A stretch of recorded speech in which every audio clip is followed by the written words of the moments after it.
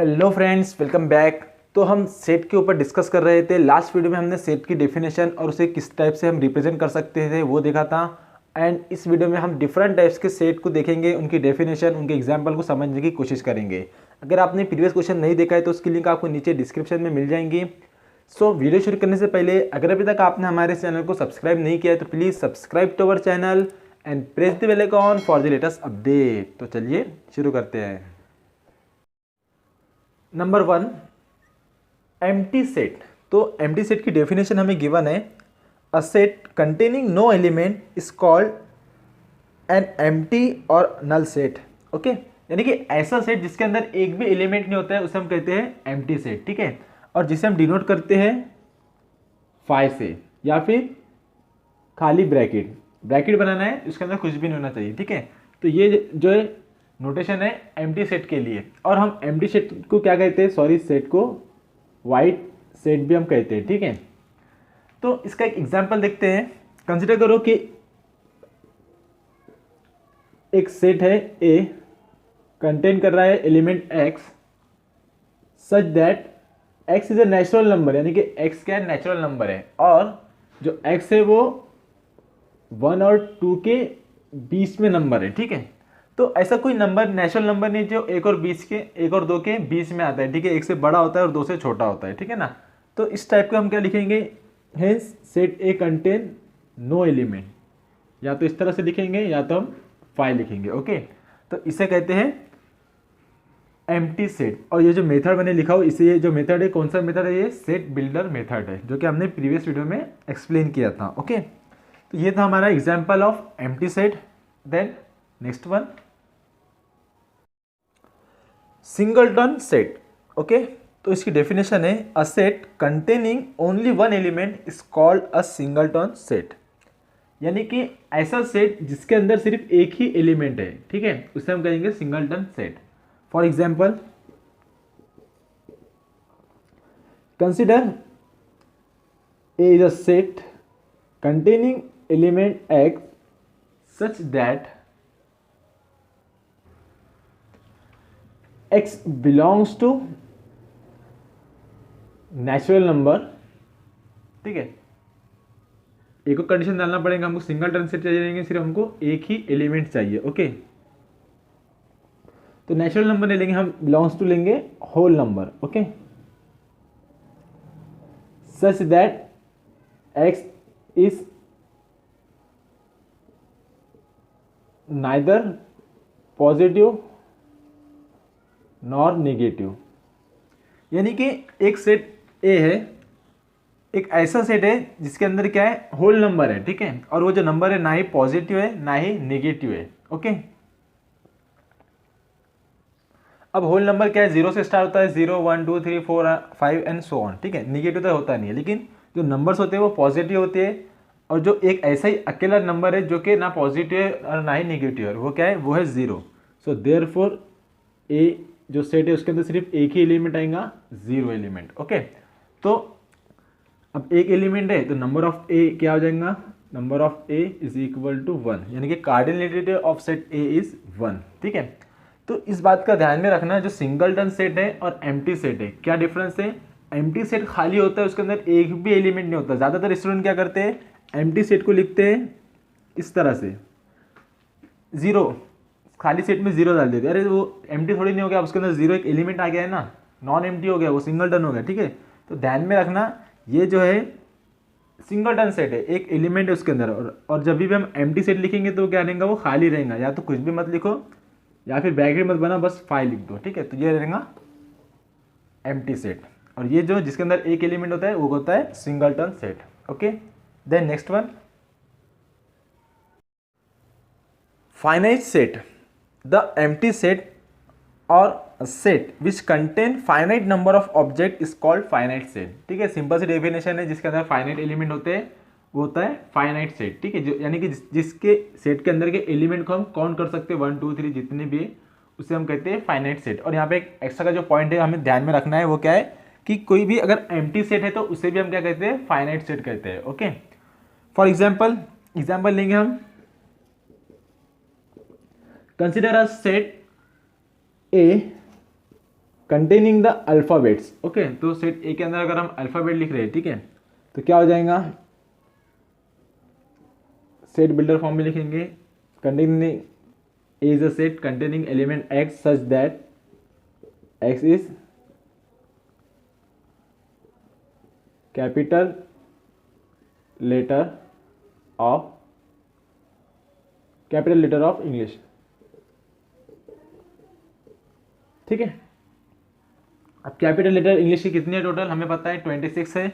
तो क्या आ जाएगा, सेट ए के अंदर कितने आ जाएंगे, पूरे अल्फ़ाबेट आ जाएंगे, A B C D E F Z तक के। ठीक है, तो नंबर ऑफ ए कितना हो जाएगा, नंबर ऑफ ए हो जाएगा 26।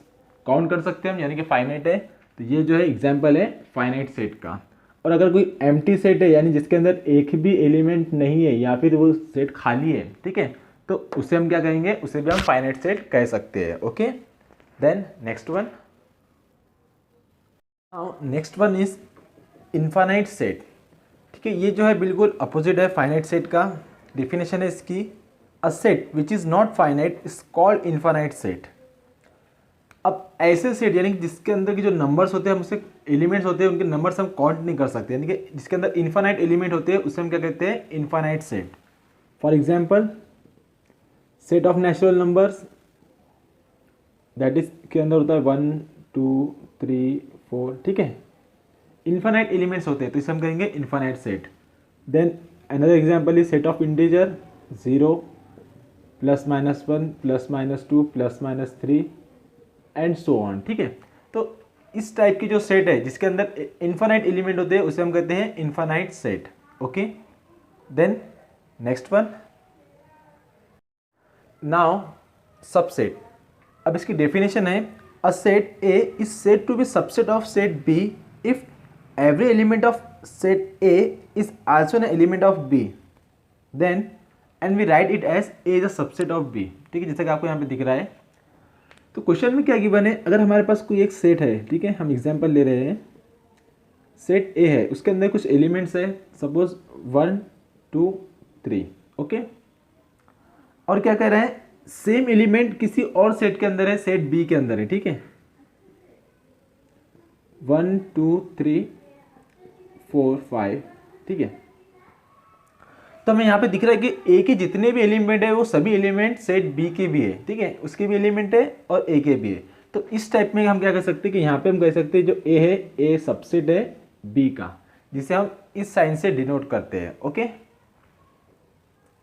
और यहाँ पे जो सबसेट है उसका जो नोटेशन है उसको ध्यान में देना, एक ऐसा यू है आड़ा और उसके नीचे एक लकीर है। ठीक है, तो ये जो है ये सबसेट का सिंबल है। ओके, एंड यहाँ पे एक बात आपको ध्यान में रखना है कि देखो जो यहाँ पे मैंने लिखा हूँ A is a subset of B, example देख के तो आपको समझ में आ रहा है कि ये सबसेट है। ठीक है, और मैं दूसरी बात बता दूँ कि यहाँ पे जो बी है ना, वो जो ए है वो बी का प्रॉपर सबसेट है। अब वो क्यों, आपको नेक्स्ट डेफिनेशन में मालूम पड़ेगा कि प्रॉपर सबसेट की डेफिनेशन क्या होती है। मैं यहाँ पे आपको बता देता हूँ, ये जो सिंबल है इसका क्या मतलब है, इसका क्या मतलब है, इसका मतलब ये है कि जो एलिमेंट्स है सेट ए के वो बी में तो प्रेजेंट है, और क्या इसका ये मतलब है कि जो, और ऐसा हो सकता है कि जो एलिमेंट बी के है वो सभी एलिमेंट ए में हो प्रेजेंट। ठीक है, ऐसा हो सकता है, इसलिए इसे हम सबसेट कहने इस तरह से, यानी कि जो हमारा लेस और इक्वल टू का साइन होता है ना, उसी तरह से ये साइन होता है, ये है क्योंकि ये एक सबसेट की डेफिनेशन है। जब मैं आपको प्रॉपर सबसेट की डेफिनेशन बताऊंगा ना, तब ये आपको डायरेक्टली अच्छे से समझ में आ जाएगा। ठीक है, और एक बात ध्यान में रखना, जो हमारा सेट होता है एम्प्टी सेट, ठीक है ना, सपोज सेट एक्स जो है जिसके अंदर एक भी एलिमेंट नहीं होता है, वो जो सेट होता है जिसे हम 5 से भी डिनोट करते हैं, वो हर एक पॉसिबल सेट का सबसेट होता है। ठीक है, हर एक पॉसिबल सबसेट का सेट का सबसेट होता है क्या, एम्प्टी सेट, जो भी हो, चाहे कुछ भी हो, खाली सेट है वो हर सबसेट का सबसेट होगा। ओके, और एक बात ध्यान में रखना कि कोई भी सेट रहो वो खुद का सबसेट होता ही है। ठीक है, यानी कि A is a subset of A always. Okay, then next definition, super set. ठीक है, मैंने यहाँ पे एग्जाम्पल मिटाया नहीं हो क्योंकि यही जो एग्जाम्पल है ये भी सुपर सेट के लिए एकदम फिट बैठता है। देखो उसकी डेफिनेशन क्या है, if A is a subset of B then B is called super set of A and it is write as, and we write it as B is a super set of A. कोई मतलब नहीं है, दोनों बिल्कुल same है, कोई difference नहीं है, ठीक है। पहले बी लिखो या फिर ए लिखो, ठीक है, सिंबल भी सेम है। मतलब क्या है, अगर कोई सबसेट है किसी सेट का तो जो सेट है वो क्या होगा, वो सुपर सेट कहलाएगा। ओके, सिंपल सी डेफिनेशन है। Okay, then next one, proper subset. ठीक है, अब ये मैंने बताया था आपको, ये अच्छी डेफिनेशन है, इसको आपको समझना चाहिए। डेफिनेशन गिवन है, a non empty set A is said to be proper subset of set B if all the elements of set A are in set B and at least one element of B is not in A. जैसे कि मैंने आपको बताया था, वही example लेंगे हम, कोई दूसरा एग्जाम्पल नहीं लेंगे। हमारे पास सेट ए है, इसके अंदर 3 एलिमेंट है 1 2 3, ठीक है। और सेट बी है, और सेट बी को हम ए का सुपर सेट कब कहेंगे, सॉरी सेट ए को हम बी का प्रॉपर सबसेट कब कहेंगे, जब क्या है बी के अंदर ये सभी एलिमेंट तो होना चाहिए, ए के एलिमेंट, ठीक है। और कम से कम एक ऐसा ज़्यादा का एलिमेंट होना चाहिए जो कि ए में नहीं है। जैसे कि यहाँ पे हमने ले लिए 4, तो देखो यहाँ पे बी में 1 2 3 4 है, लेकिन ए में 1 2 3 है, 3 एलिमेंट है, और लेकिन बी में 3 से ज़्यादा एलिमेंट है, 4 एलिमेंट है, ठीक है ना। तो इस टाइप की जो सेट को हम कहेंगे प्रॉपर सबसेट ऑफ सेट। यहाँ पे जो ए है वो बी का प्रॉपर सबसेट है, और इसे हम डिनोट करते हैं A is a proper subset of B, यानी कि ए के अंदर जो बी से कम एलिमेंट है, ठीक है, कम ही है, उसके बराबर नहीं हो सकते। लेकिन अब देखो जो सबसेट की डेफिनेशन हमने देखी थी उसमें क्या था, A is a subset of B. यानी इसका क्या मतलब हो रहा है कि इसका ये मतलब हो रहा है कि जितने एलिमेंट ए के अंदर है उतने एलिमेंट बी के अंदर भी हो सकते हैं, और जितने एलिमेंट बी के अंदर है उतने ए के अंदर भी हो सकते हैं, ठीक है। नहीं कि दोनों के अंदर सेम एलिमेंट हो सकते हैं, ठीक है, इसका मतलब है। लेकिन इसका जो मतलब है कि ए के अंदर बी से कम ही एलिमेंट है, ठीक है, बी से ज़्यादा एलिमेंट ए के अंदर हो ही नहीं सकते, क्योंकि यहाँ पे जो है ए प्रॉपर सबसेट है और यहाँ पे जो है सिर्फ सबसेट है। यानी कि ए और बी के अंदर से एलिमेंट हो सकते हैं, हो भी सकते नहीं भी हो सकते, क्योंकि यहाँ पे लेस और इक्वल जैसे साइन दिख रही है ना आपको, इसलिए। तो ये बात आपको ध्यान में रखना है। तो अगर ऐसा सेट जिसके अंदर सबसेट से ज़्यादा एलिमेंट है, कम से कम एक भी ज़्यादा होना चाहिए, तो उसे हम क्या कहेंगे, उस सबसेट को प्रॉपर सबसेट कहेंगे। Okay, then next one, and power set. ठीक है, ये भी काफ़ी अच्छी डेफिनेशन है, ध्यान में रखने लायक। The set of all subset of a given set A is called power set of A and it is denoted by P of A. Thus, every element of power set A is a set. तो इस तरह से आपको तो कुछ समझ में नहीं आया होगा। अभी हम एग्जाम्पल देखेंगे तो आपको इजीली समझ में आ जाएगा, ठीक है। एग्जाम्पल, वही एग्जाम्पल लेंगे, एक सेट है ए जिसके अंदर एलिमेंट है 1 2 3, ओके।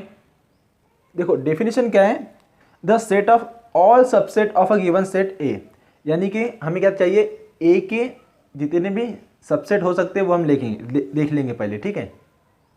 तो यहाँ पे देखेंगे, हम डिनोट नहीं कर रहा हूँ, मैं डायरेक्ट लिख रहा हूँ। जैसे कि एक सेट है जिसके अंदर एक एलिमेंट है 1, ठीक है, और एक सेट है जिसके अंदर एक एलिमेंट है 2।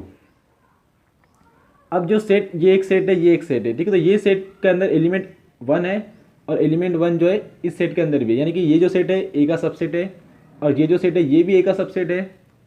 अगर मैं एक और सबसेट बनाता हूँ यहाँ पे जिसके अंदर 1 और 2 होंगे, तो ये दो एलिमेंट सेट ए के अंदर प्रेजेंट है, यानी कि ये भी जो है ना ए का सबसेट है कि नहीं। और अगर एक मैं खाली रखता हूँ सेट, यानी कि एम्प्टी सेट, और हमें पता है कि जो एम्प्टी सेट होता है वो हर कोई ना कोई सेट का क्या होता है, सबसेट होता ही है, ठीक है। और क्या हो सकता है, और हो सकता है 1 2 3, ये तीनों एलिमेंट सेट ए के अंदर है, यानी कि ये भी सेट जो है वो सेट ए का सबसेट है। एंड 2 3, ये दो एलिमेंट सेट ए के अंदर प्रेजेंट है, यानी कि ये भी क्या है, ए का सबसेट है। अब मैं यहाँ पे इतने सारे सेट क्यों लिख रहा हूँ, मैं यहाँ पे हर एक पॉसिबल सेट लिख रहा हूँ ए का, ठीक है। तो एक रह गया है एलिमेंट 3, यानी कि ए के जितने भी पॉसिबल सबसेट थे वो मैंने सभी यहाँ पे लिख दिया हूँ। और जो हमारी पावर सेट की डेफिनेशन क्या है, a set of all subset of given set ए, यानी कि एक ऐसा सेट जिसे हम पी ऑफ ए से डिनोट करते हैं, which contain all the subset of a set A is called power set of A.